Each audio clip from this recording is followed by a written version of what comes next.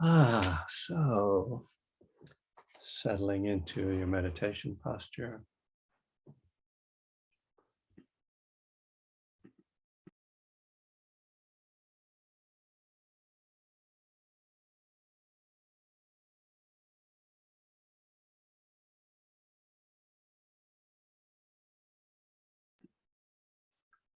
You can close your eyes or just lower your gaze.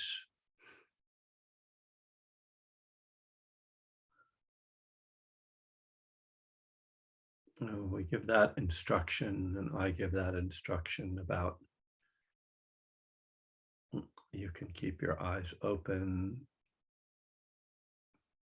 because it's recommended for trauma survivors at times to keep their eyes open in meditation.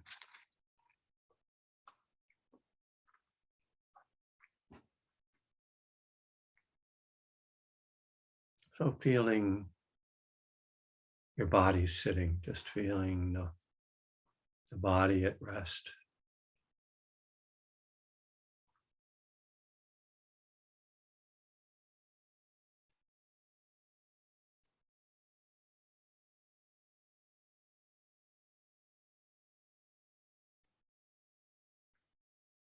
As we get accustomed to tuning into sensations, we might feel the body as something heavy or as something full of energy or a field of energy. There are different perceptions that can arise.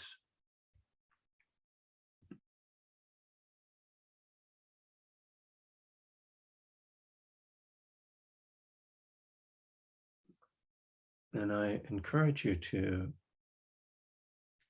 kind of stay curious and open to whatever perceptions do arise.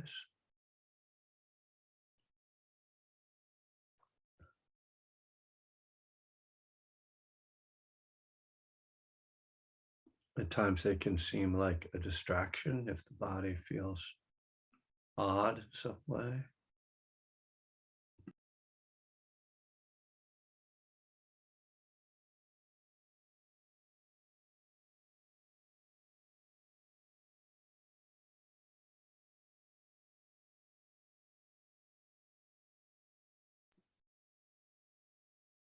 But if we bring curiosity and attention to them, openness,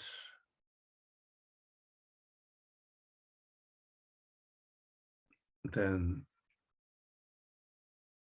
paying attention to these different perceptions of body can help with the development of concentration.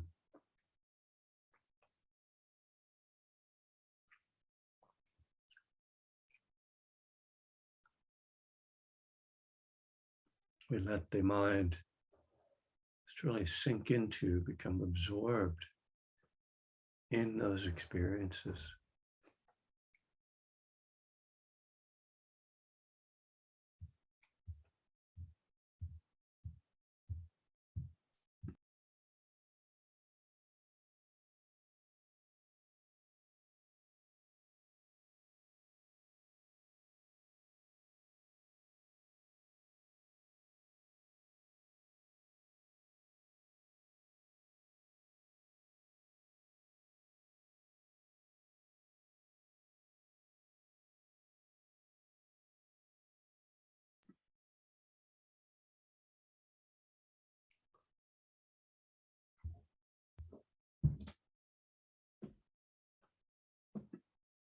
And then starting to connect with the breath.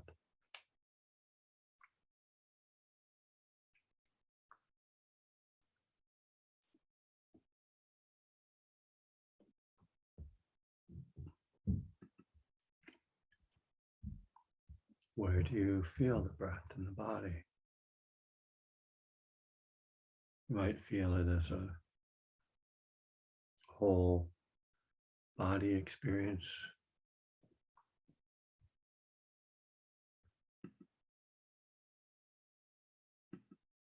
as the breath moves from the nostrils down into the lungs, and the belly expands, even the back and ribs.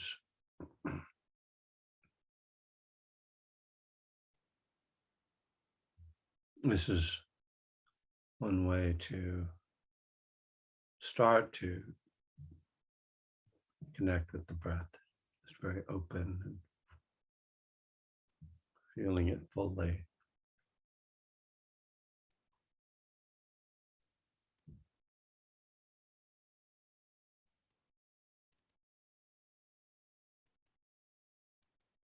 Just a very natural mindfulness, sitting, being still,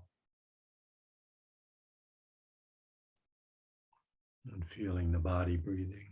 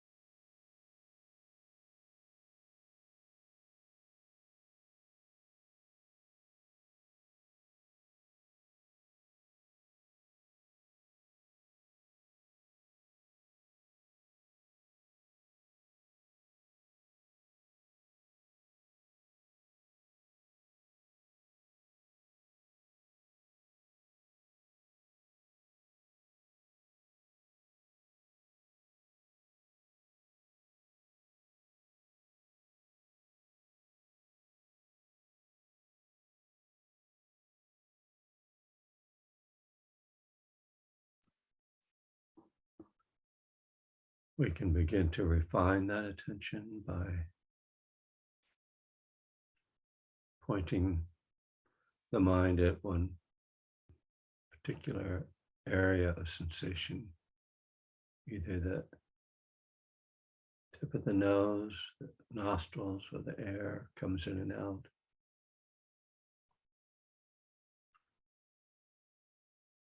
Or putting the attention on the belly, the rising and falling with each breath.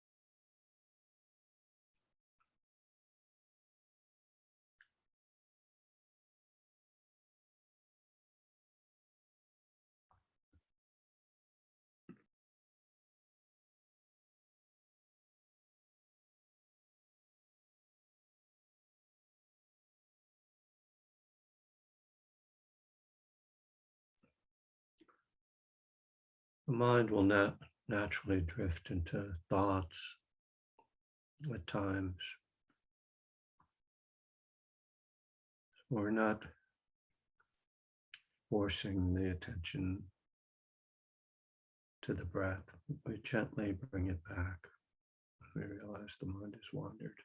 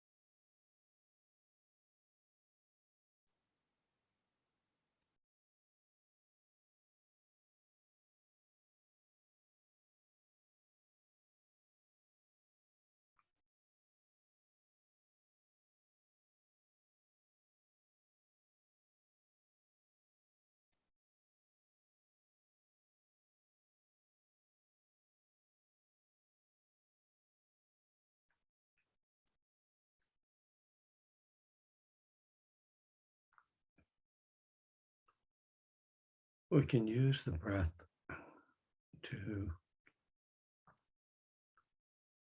gently settle and calm the body.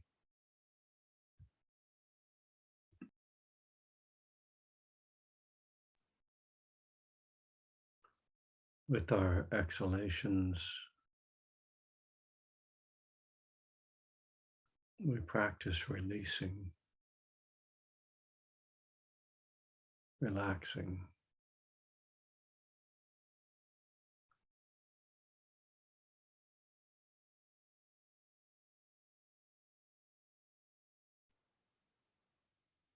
There's a sense of stress draining out of the body and an increasing groundedness, stability.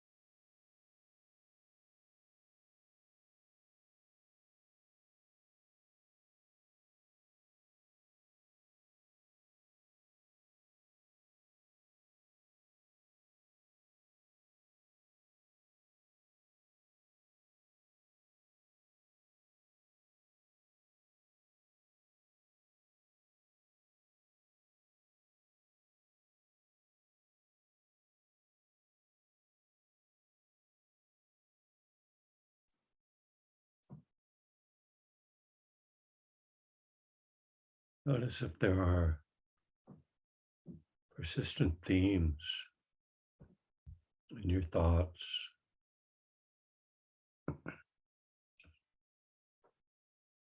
just coming to understand the things that draw your mind away from the present moment. And each time letting go and coming back.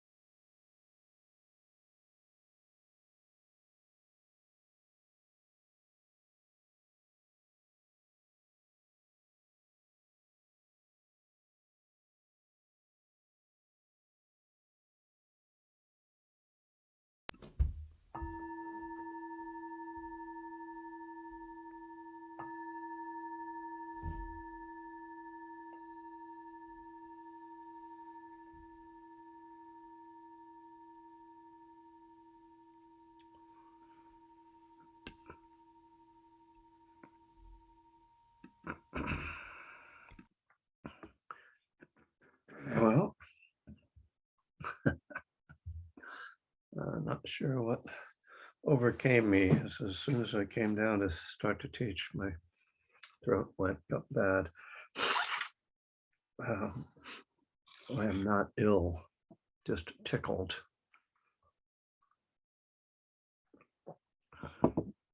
So welcome and welcome to summer. Apparently, the Bay Area is taking the arrival of summer very literally. We had this very cool, pleasant spring, and then like overnight, it's like, oh yeah, we're just gonna make it a million degrees. Fortunately, I have this very cool basement, uh, and it's cool in both senses of the word, the temperature, and it's just hip down here. Okay, maybe not. So we've been kind of muddling along with my book, A Burning Desire, and gotten to the section on the higher power of love. And I will say that I haven't been going through this book in quite the same way that I did with One Breath at a Time when we worked on that. I've more been just kind of using this as a prompt. And I think that now that we're in this section on love and the Brahma Viharas, that I'll take some time to kind of do some exploration of the Brahma Viharas in general, and kind of just maybe get into my book, what's it called? Living Kindness, right? Which some of you have, but those of you who don't have it won't be able to get it until December 27th. Anyway, so I was just looking at this last night and this morning. Just, I guess, a few things come to mind. First of all, this idea that I guess I'll read this opening section if you're following along in the book. It's on page 63, and the book again is A Burning Desire, Dharma God at the Path of Recovery, published by Hay House in 2010. The study of history can suggest to us that hatred is more powerful than love. Much of what is recorded is war and power struggles. Human beings have become more and more destructive to the point that the 20th century was not only the most violent one in history, but the one in which we actually started to threaten the life of the planet itself with our actions. And yet, when we look at our everyday lives, who is really remembered? Christ, Buddha, Muhammad, and other religious leaders are probably the historical figures brought to mind the most as people perform their daily prayer and meditation and attend religious ceremonies. The teachings of the great religions are woven into our lives, our laws, and our cultures. And it's clear that these beacons of love have had a great impact on human history. I remember writing this and sort of coming up with this idea. I think it was something original to me. I mean, I don't think I had heard it anywhere else. Doesn't mean nobody else has thought it before or said it, but I'm not aware. I hadn't been aware of it. And it's an interesting one now to look at, because I think, there is something to be said for this idea that sort of how we view human history is through the lens of violence and plague and countries conquering each other, but that in people's ordinary lives, that's not really where their minds are. unless they're in the midst of this kind of turmoil, which of course someone always is.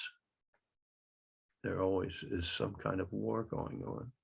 And of course, right now there's a horrendous one going on.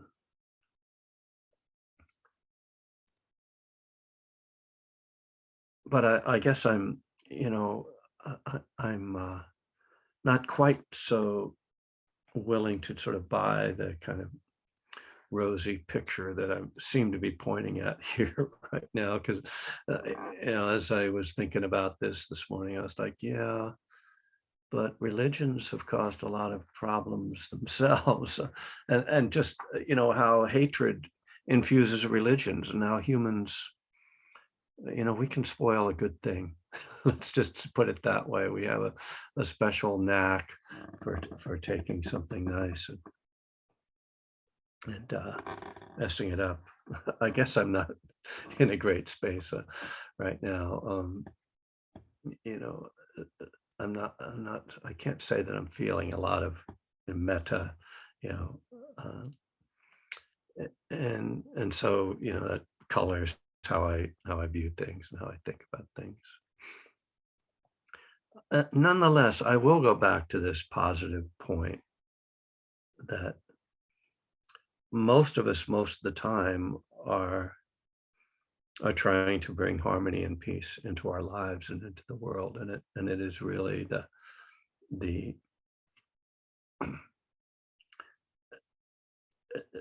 the violence and the hatred stand out because it's not the norm. And unfortunately, and I guess this is one of the reasons my mood is not that great, is unfortunately those are the things that get talked about and reported and recorded in the news and in history, and so then our minds, if we are paying attention to those things, which I tend to do, maybe too much, our minds get filled with that negativity, and then the sense that there is a world of love gets kind of lost. But maybe I should talk about the power of love. I recall when I was a kid, there was a billboard. It was just right by a bridge between Bethlehem and Allentown, Pennsylvania, where I'm from, Bethlehem, Pennsylvania. And there was a bridge over, might have been probably over the Lehigh. Anyway, there was a billboard, I remember, that said, "God is love." And, I just took that as some kind of Christian thing and sort of dismissed it. I mean, I didn't think about it, but now I find it interesting to take that literally rather than sort of, I guess what I thought that meant was this guy who is God is loving or filled with love.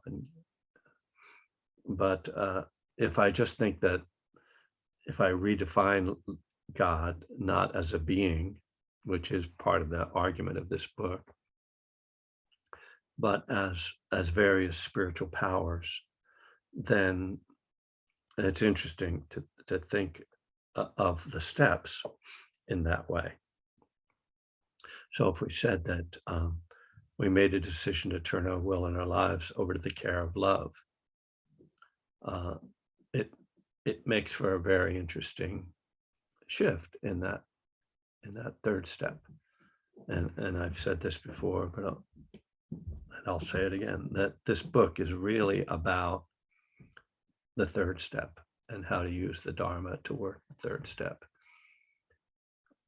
Turning your will and your life over to the care of love makes a lot of sense, I think, doesn't it? It's like, I'm going to try to act out of love and kindness and compassion, care.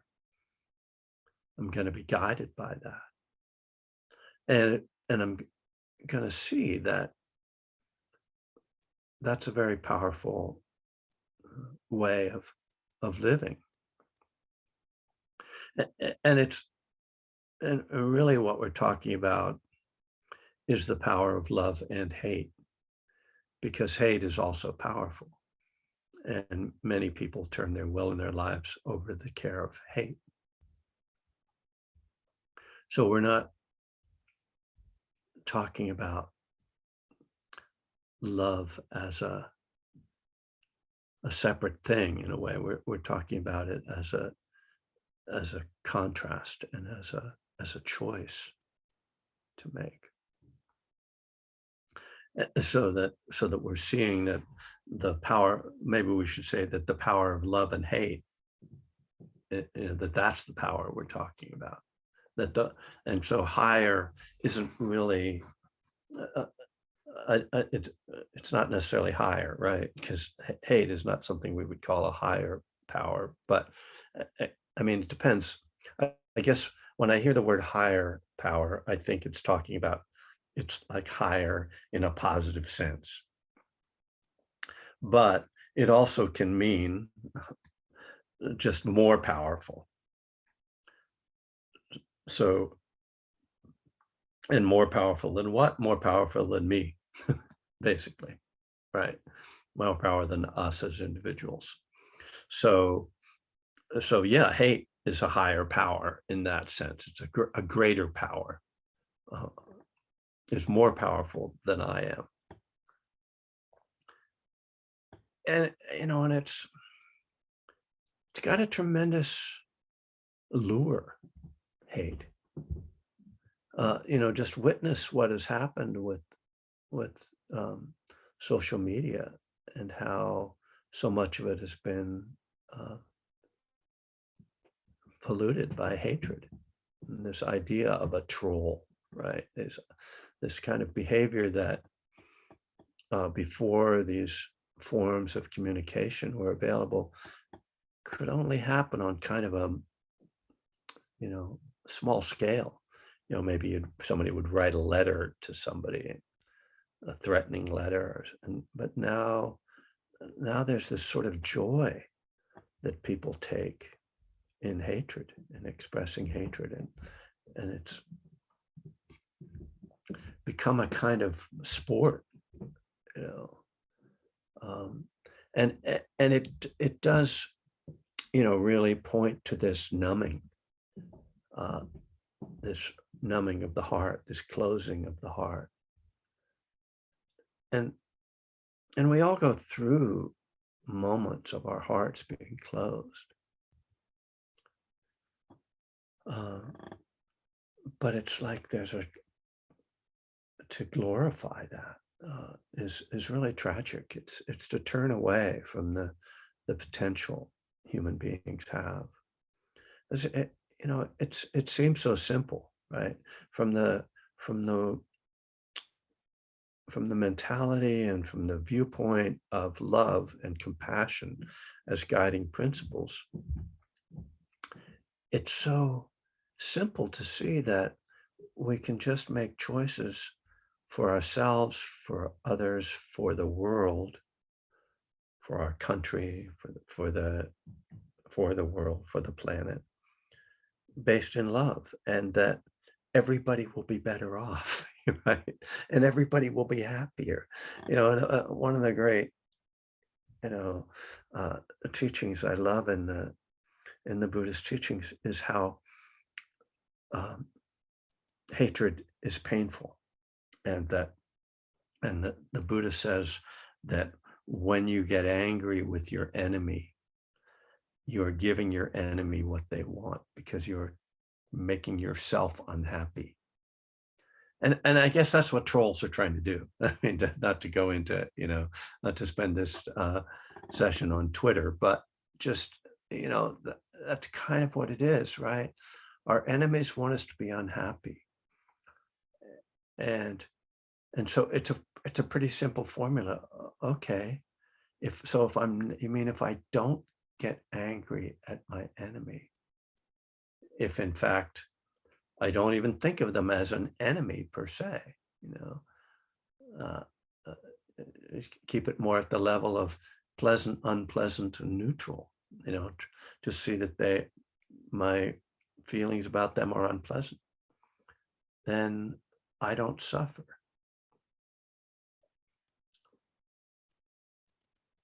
But I think what's, I mean, where I guess I came to this originally, which is a long time ago, and I'm sure many of you have come to this experience, but I came to this very clearly through my meditation practice, simply by being mindful of my mind states and the feelings that arose with those mind states. I saw that anger, resentment, aversion, that all these things were painful. I mean, it's self-evident, but it was driven home to me through my meditation practice. And it became clear, again, very simple, obvious thing, that when I let go, ah, there was relief. Now, as I say that, and I kind of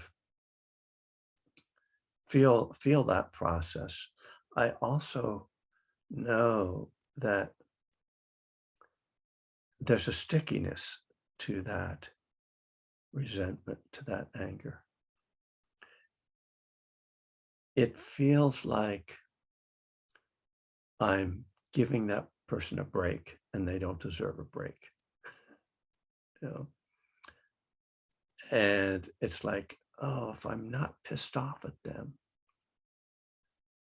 then I'm saying it's okay that they're assholes, kind of, to make it really direct, that they can behave like that, or that they can be like that, whatever, however they are, have those beliefs that I think are wrong, you know. So just it gives me another layer of kind of work around it that I have to really recognize that, I mean, fundamentally that my hatred isn't changing them, you know, it's not harming them, you know. That's what's uh, kind of key to this. It's like no matter how much I want them to be unhappy and suffer, that's not going to happen unless I can go and directly impact their lives. But if this is a person from afar or that I'm not going to do anything to, which is going to be true in most cases, I hope, then all I'm doing is creating this internal strife for myself without uh, any benefit from it. So I guess, what I've kind of come back to, as many of you know, this is kind of the theme of living kindness is non-ill will, and the practice of non-ill will. Um, and that's, it's a good starting point. It's not an end point. Um, Loving kindness, I think, offers us a lot more than non-ill will. Uh, Non-ill will is kind of uh, the last protection. It's like, let's just like, okay, let's just not go into the really negative place and let go of that because that's not helpful. But that's not enough, right? We need to cultivate love, and we need to find ways to cultivate love.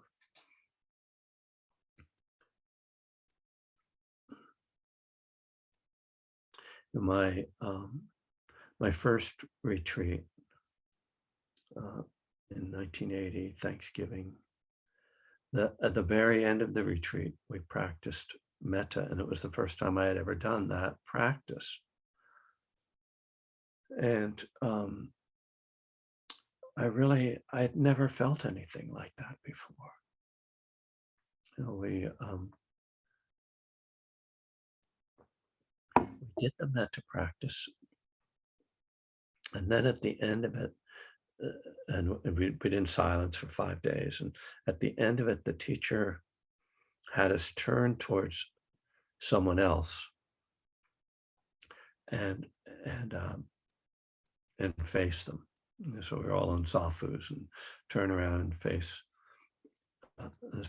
And so I turned and faced this person who was behind me, and the teacher told us, well, we should both close our eyes, and then one of us should open our eyes. And I don't remember which one, how he told, we figured that out. But anyway, one person was to open their eyes and look at the other person's face, and just look at it and recognize that what you were seeing was, a lifetime's experience, and just seeing the life kind of etched into a face, and realizing that this person had been through many things that you don't know what they are, but you know that there was suffering there and there was joy there. Uh, and it was this kind of um, compassion, this direct compassion practice that I had never, ever, certainly never experienced, never even imagined. But after 5 days of practice, my first retreat, being very opened up, I felt like I was going into this person's heart, into their life. It was very intense. And then I closed my eyes and this person looked at me, and then we looked at each other, and we were just to stare at each other in silence. And I'm sure some of you have done practices like this. Uh, it just was so intense. It's like one of those movies where everything's sort of like, all of a sudden there's like, you see 1,000 of the same person or something, just like wow, wow, wow, wow, wow, wow, wow, you know, and you're just like you just feel like you're diving into this deep pool of energy, of love, really. Um, and I wound up with a lifelong friendship with that person that I had never met before. Um, but I came out of that retreat, and I've talked about this many times before. And I came out of it with my heart really opened up, and I found myself crying every day. And I was 30 years old, and I hadn't cried since I was probably 12 or 13. Really, not at all. I mean, never. Uh, and and I wasn't even sober. I mean, I certainly wasn't drinking or using on the retreat, and I don't think I did much of that during that week. But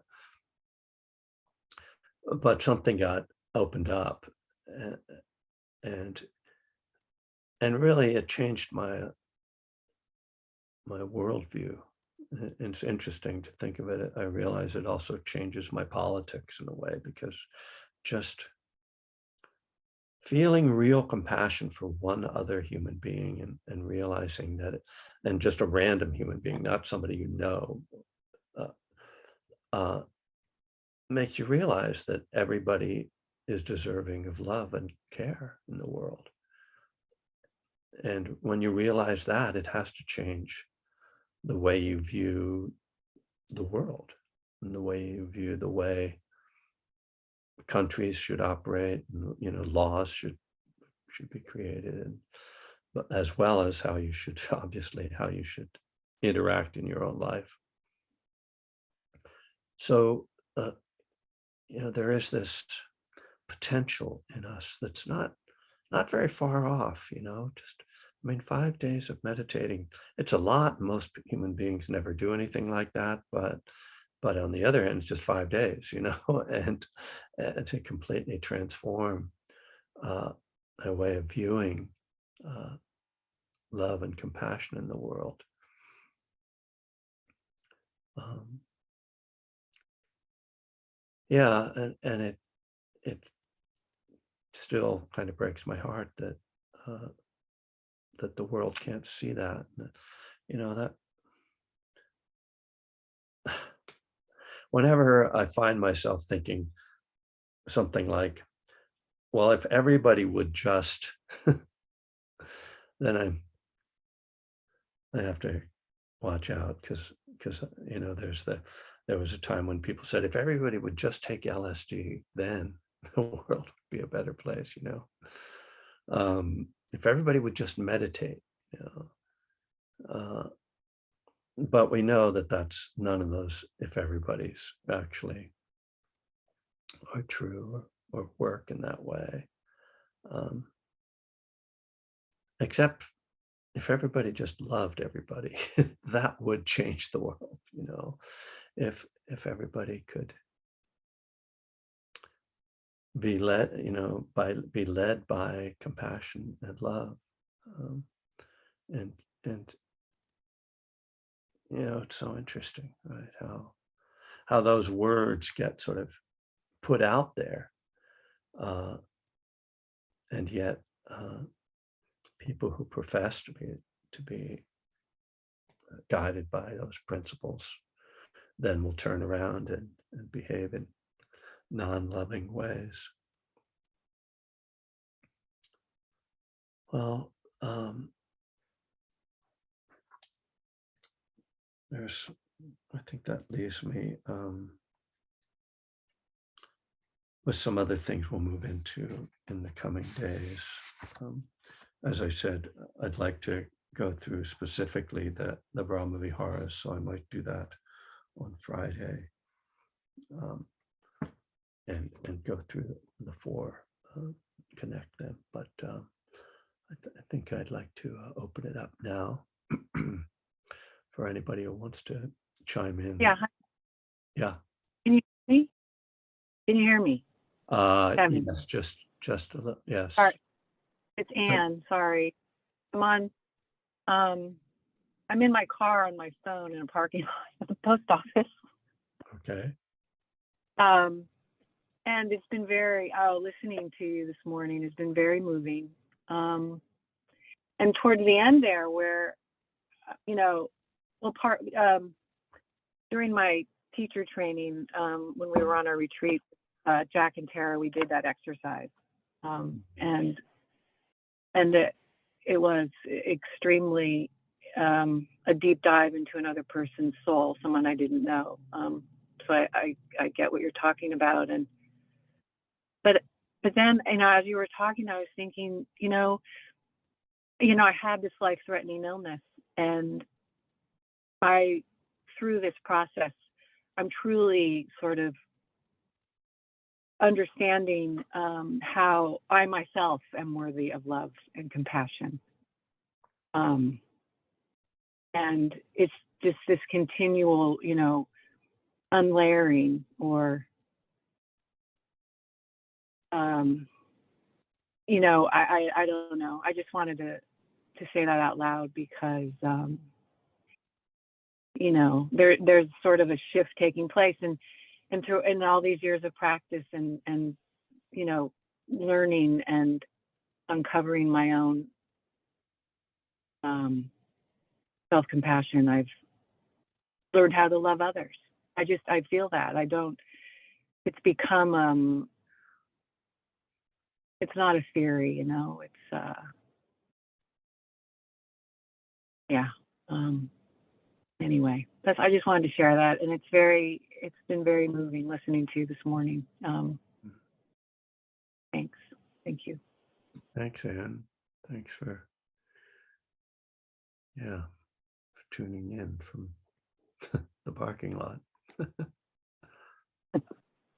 Yeah, I mean, it does. I appreciate you bringing it back to self-care and self-compassion, because we know that that's so important, and that any kind of practice any sort of expression of love that doesn't contain self-love is going to be, you know, somewhat problematic. Um, that's kind of where codependence can come from. Like, I have to be nice to everybody. I have to be loving to everybody so that they will love me, so that I will feel complete or okay. Yeah. And so, yeah, I mean, we're faced with that challenge of non-ill will toward ourselves, you know, and there's certainly going to be moments when that's difficult or not even accessible. Mm-hmm. Um, and yeah, I mean, I think that so you know another thing that I think is important about this uh, is kind of distinguishing different kind of manifestations, I guess, of love. That there is the felt experience, but there is also the insight experience, or the what I would call like right view about love, sort of the so that even when we're not feeling it, we can still live it. You know, following the precepts is an act of compassion to others and Mm-hmm. to ourselves. Not drinking or using is an act of love to myself, even though I might not be feeling like, oh, I'm so wonderful, I love myself, you know. Uh, No. but the, like non-harming to myself, non-ill will to myself can be is a foundational piece. And so that because there can be this place, and it's one I'm familiar with, of like, well, I'm not feeling love and kindness, so I'm really falling down on the job, you know, this is really not okay. And I realize, like, no, the feelings are impermanent. They come and they go. They arise and they pass away. But the insights are things that I can keep with me. And it's not to say that they're permanent. That's another, you know, discussion. But the point is that they can be sustained in a consistent way, and we can maintain that viewpoint and that attitude that will guide our actions.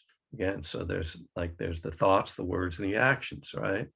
And the thoughts may be negative and painful. Those are the things that are the hardest to control. Yeah, but the words and the actions can be skillful, that we act as if, right? We have all this language in the 12-step world that helps us with this, you know. And that's really what I'm talking about, is act as if, do the next right thing.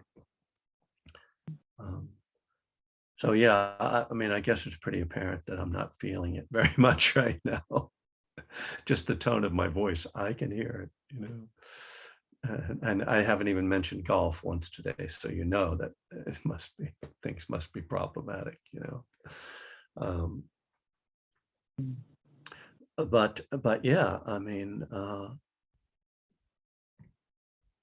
I still want good things for everybody.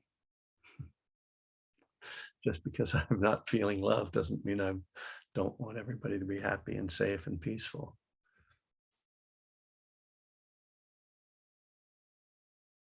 And of course, this community and just you people showing up and caring and wanting to practice Dharma fills my heart and brings the love back. So I thank you all for showing up. Thank you. I can hang out for a little while. It is the top of the hour, as they say on the radio. But if anybody wants to chime in.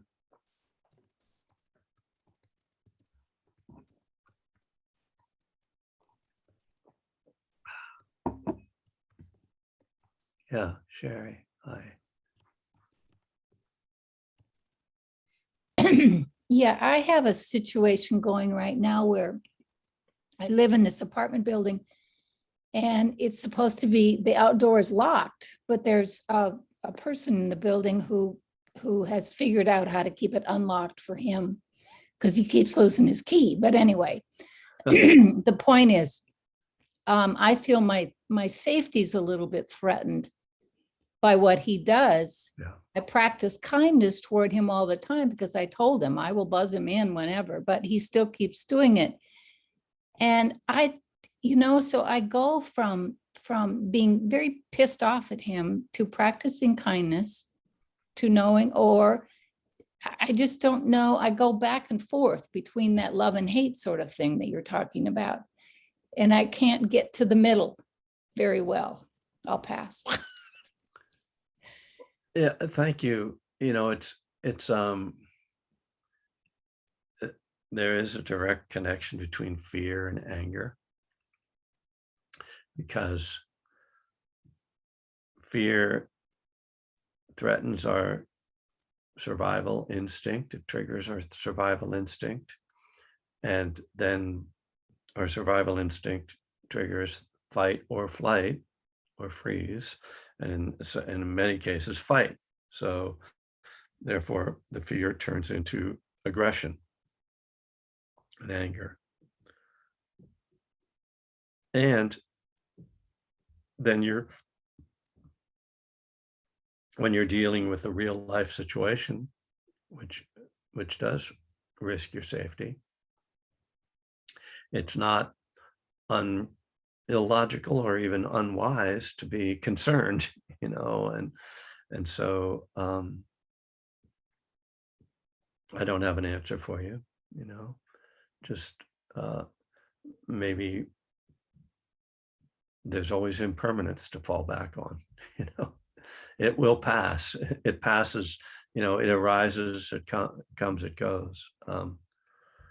And yeah, and there can be a wisdom in anger, right? That like and then the question becomes like, oh, can I do something wise rather than just emotional? Is there some, and as you've tried to do, like, oh, you've tried to solve the problem, right, wisely by saying, oh, you can buzz me anytime, so keep trying to be creative.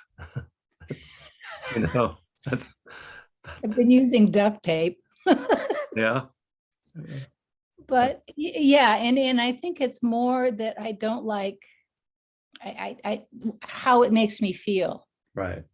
That's the bottom line. I don't like feeling anger and hatred and chaos. And I know that it's impermanent, and maybe someday I think this guy's going to go, but still I don't know. I guess those are my teachers. I have to think of it. I think of it that way. How serious is the threat? So you're really talking Not that serious. right. No, So that's the other thing. there's a lot of meth coming and going, but I lock my door. It's not right. that. You have your own door, so just maybe. It's not that serious. Okay. I don't feel fear for my life, put it that way. Right. So, thanks, Sherry. Yeah. Monica, you had your hand up there. I joined this Sangha, and when you start putting up your teaching during the pandemic, the beginnings of the pandemic, and who was in office, and I really did buy into all the anger and the fear and I forget at what point, but I listened to Jack Kornfield on 10% Happier, and it stuck with me because he said when we have resentment to around other people, it poisons our own heart. And I've had enough mental illness over all this stuff to last 3 lifetimes, and that was totally worthless, and that really was that really touched me, and everything that I hear here. So there's no question mark. It's just, you know, realization that I can actually, even in all this noise, I can follow the breath. I can come back to where I am. I can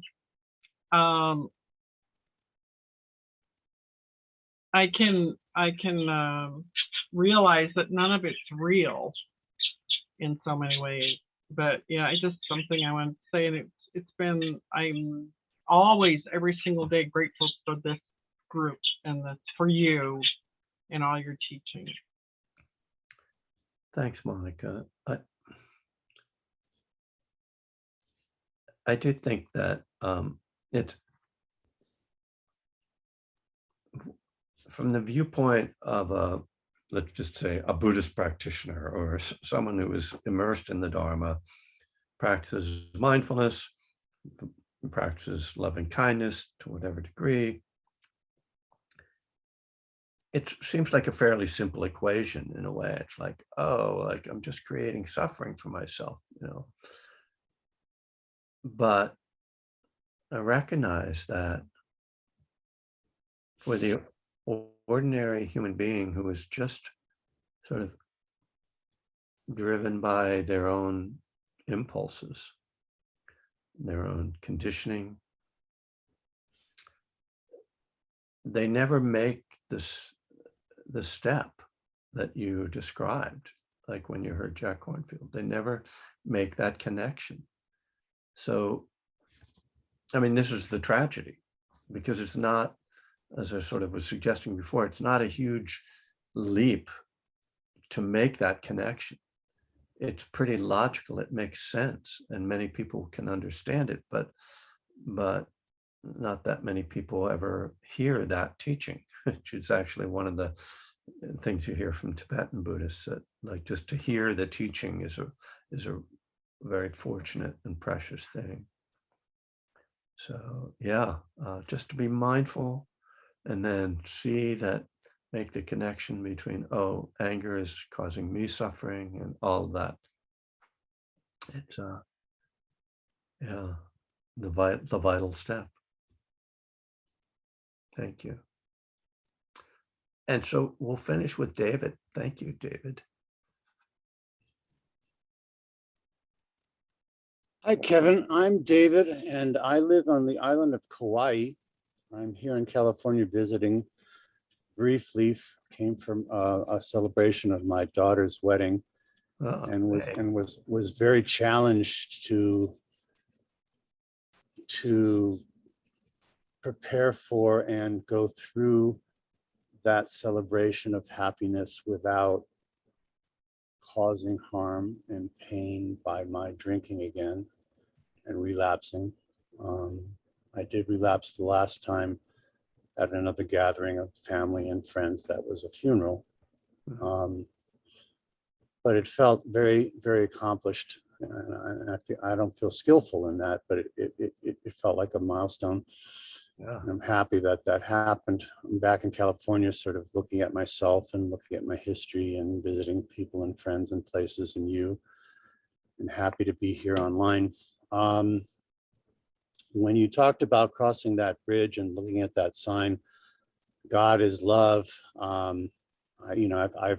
probably rejected those kinds of things with Christianity in particular, because I was pretty harmed by Christianity. But when you said turning that around in terms of the third step to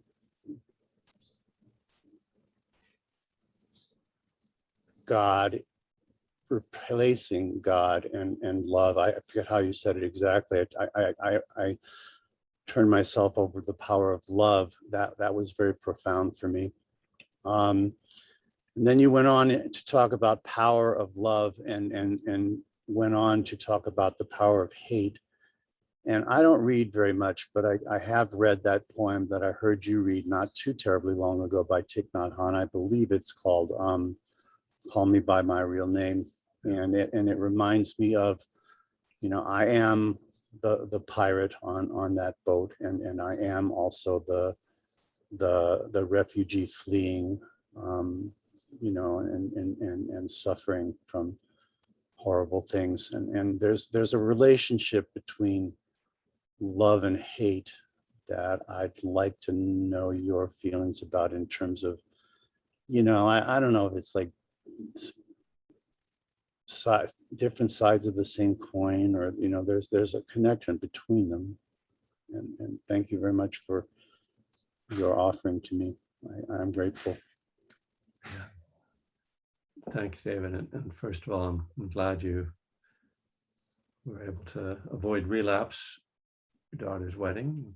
It's something it's two opportunities for joy, the wedding and the sobriety.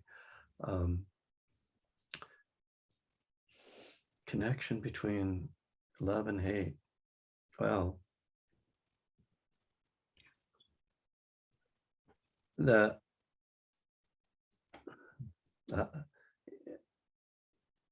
I don't have a response to that, but like I have to improvise. So see what arises.